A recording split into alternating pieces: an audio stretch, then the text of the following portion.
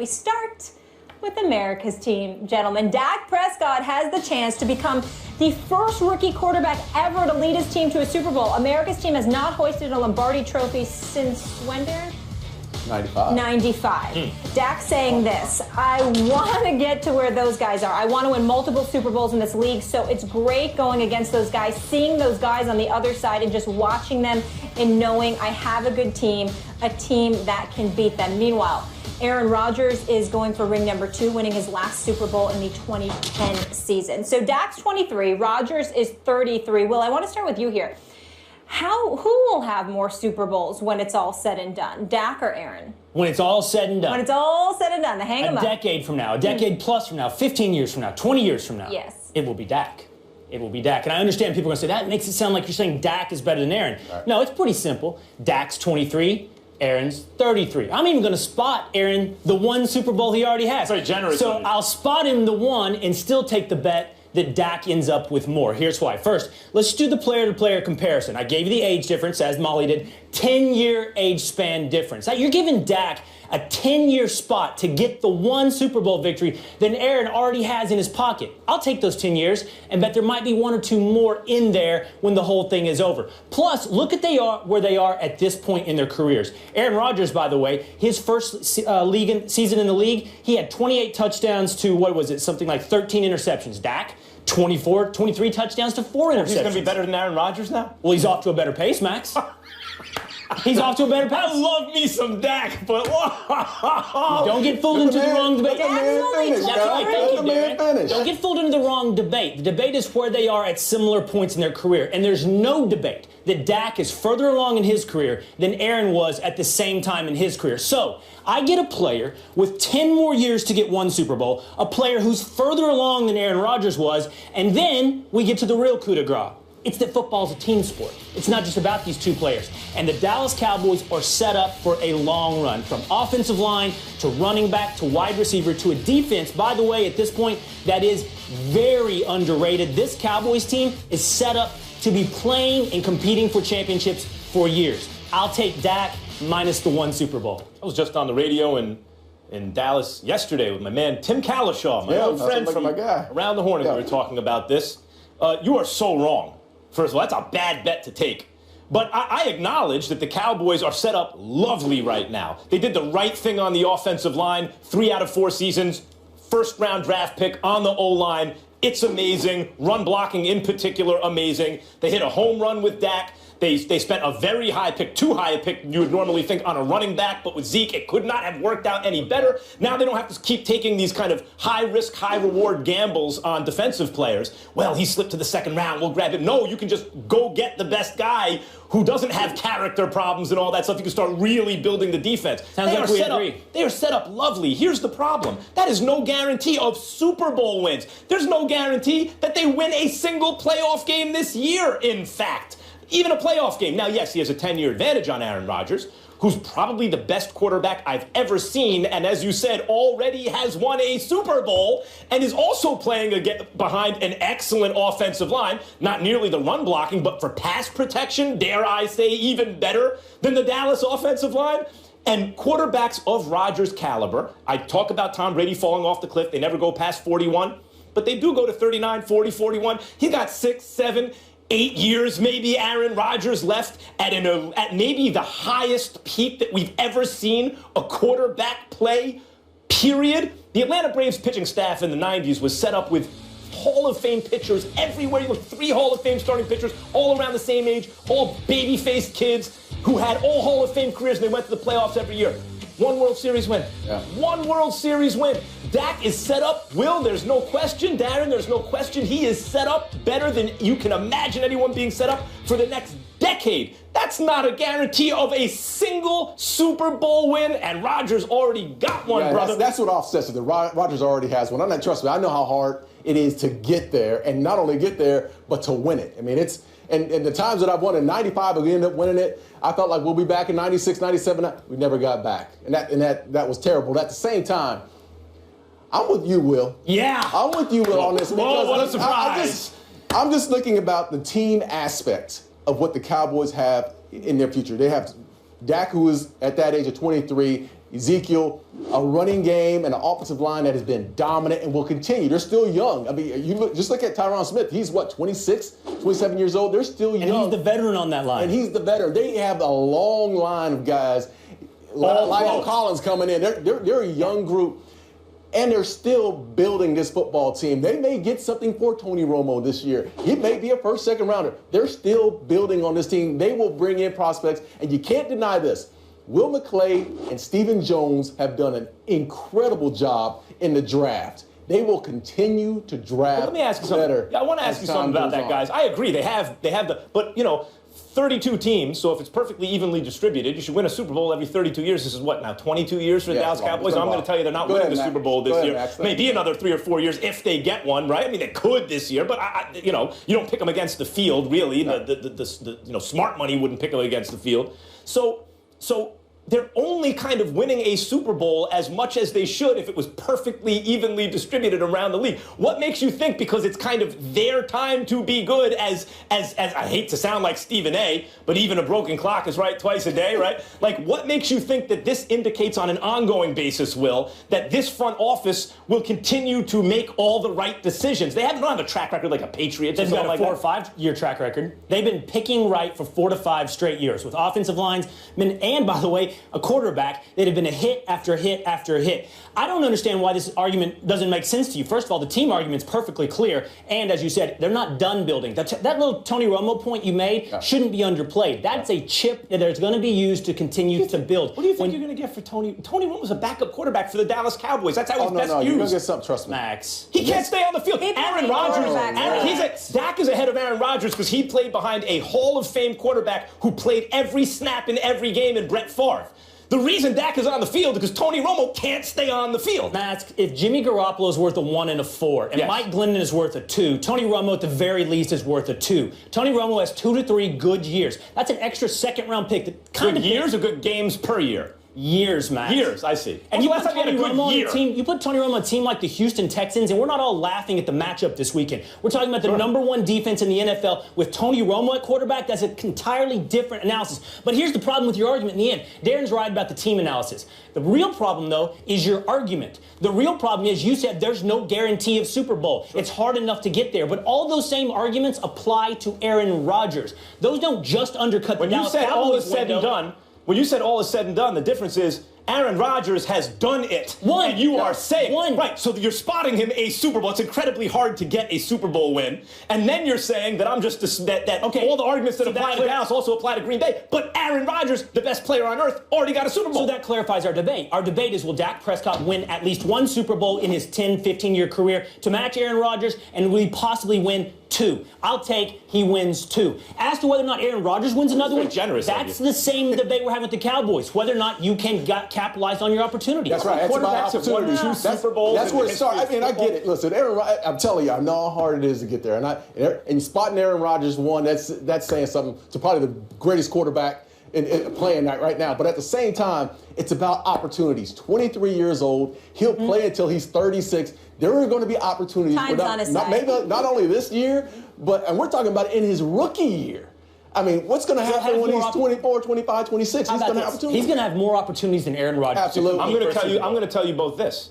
In the next 5 years, there won't be a day where Dak Prescott is nearly as good as Aaron Rodgers, and I'm a huge Prescott fan. I think he's excellent. So we're talking about half a decade where the quality is not going to be comparable. Doesn't need to be. You're right. Who needs So the Packers are going to make every wrong move, and the Cowboys are going to make every right move. No. We're not saying that. We're just saying, like you said, we're talking about opportunities that they're going to have. We're not. Listen, there's going to be busts in the draft. The Cowboys will probably bust. They may get a second rounder for Tony Romo, and then the pick may be terrible. But at the same time, it's all about the opportunities and the age difference. Aaron Rodgers probably has 7 more years. Dak maybe playing until he's 38. All is said and done. Aaron Rodgers is doing, and you guys are saying about Dak Prescott. Let's leave it there. Feisty out of the gate, gentlemen. Speaking of players with opportunities in their early 20s, Odell Beckham Jr. and the Yacht Club are taking a lot of heat after taking a trip to South Beach less than a week before their wild card game and then not getting it done in Lambeau. After the press conference, OBJ was pretty heated, punching a wall, banging his head against a locker room door. Now, Odell's friend, former LSU teammate and now Giants punter Brad Wing, they know each other very well, says Beckham understands that he needs to find more self-control. quote, Rome wasn't built in a day. You don't go from a boy to a man overnight, and this league's a very demanding league. And I have all the faith in the world. Anything he wants to improve on, he can put his mind to and get it done. Max, I cannot believe I'm asking this question, but it's come to this point. Should the Giants consider trading Odell Beckham Jr.? No, not yet. I say not yet. Not yet? Yep. No. He put it as yet. Of right now, no. Yeah. Oh, wow. And I said this the other day. I said, look, the question for Odell, if he wants to listen to Jerry Reese, is not does he want to have a career in the NFL. If he doesn't get hurt, that's guaranteed. A long and fruitful career, and he's going to make a lot of money and be very famous and all that stuff, playing a lot of football games if he doesn't get hurt. And maybe break records because he's on pace to break all these records and has already broken a lot considering his time in the league. But if he wants to remain a New York football giant, that's another story because the Giants had skills position players playing at an elite level in Tiki Barber at running back and Jeremy Shockey at tight end. They were elite level producers at their positions. Not Odell Beckham Jr., but elite level producers. And they didn't start winning Super Bowls until those guys were gone, or they really weren't relying on those guys. And then they won 2. So this is a franchise, one of those family-owned, Northeast, do-it-the-right-way franchises, the Giants, the Steelers, old school, original NFL franchises that aren't afraid to do it the right way, to sit Plexico Burress down even though they need him to win another Super Bowl because that's the right thing to do. And so I wouldn't put it past them to eventually move on Odell. But when you have the most talented, gifted player in the NFL, a guy who opponents have to totally change what they do in order to defend him. I mean, there aren't that many guys like that, period. And I think Odell is foremost among that kind of player. Absolutely. A complete wideout who does everything you want a receiver to do and more. Is also like a football player, not just a wideout. When you have that guy, you work with him until you think you cannot work with him anymore. He is 24 years old. According to sources, he is doing self-evaluation and trying to work on the part of himself that Jerry Reese has identified in the press, the Giants GM, and it is too soon to pass on a generational talent like Odell Beckham. So, Odell, we're talking about the problems that we're having are locker room problems on the football field. Basically, teams. We're not talking about any problems off the field. Am I right? Well, going to Miami. Okay, that's not a... No, not legal problems. There's no legal problems that we're dealing No real with, right? scandal, just like team distraction problems. You know how many guys or how many wide receivers that you're going to have one on the show later on at some point, Michael Irvin, right? You know how many divas at the wide receiver position there are in this league? 32 teams, you're going to have 32 divas somewhere around there. That number one guy is going to be that. Listen, spoken like 35 TDs through his career. He, by far, more than everybody else on that other wide receivers. When we talk about game planning as a defense, and I'm looking at it from defensive players' eyes, when we're talking about game planning a wide receiver or a player, you always think about who's the freak on that team. Who's the guy that can absolutely change the game with one catch or one big play? Well, there's not a whole lot of freaks in the league, honestly. You got one in Gronk who's not playing right now with the Patriots. He's that guy you got to say. He walks out on the field. I don't care if we double him, triple him. He's going to get his catches. He's going to make big plays. Julio Jones, another one, freak. The other guy that makes big plays. They don't come just a dime a dozen. Odell Beckham is that freak. You talk to any cornerback in this league, and they'll tell you, I don't want to see that guy. I know you and I have had this conversation. I've talked to many cornerbacks say, that's the guy who's the game changer. They would be absolute fools to get rid of your best player right now. He's 24. So, but you latched on to when Max said not yet. You said not yet, Max? So your point is this, what, Darren? Never? No, I don't see him no. I mean, he will grow out of this. It's just with maturity. Listen, you cannot, I'm a believer in this. Your skilled players cannot run and dominate your locker room. Your skill has got to be the quarterback, or it's got to be your offensive line that's going to dominate that locker room. Even Tom Brady came out and said, I did stuff like this. It just, everybody didn't know about it. Okay. In my humble opinion, you've latched onto the wrong word. It's not yet, it's consider. Should the Giants consider trading Odell Beckham? And the answer is a definitive yes. No. You consider everything. Well, he thinks you get a second-round pick for Tony Romo, so what do you get, the whole draft? Wait a minute, you're considering... Keep me around, we'll see who wins that debate. This is the question. Yes, you have to consider everything. Should the Cowboys have considered trading Herschel Walker? That was an unthinkable idea at the time.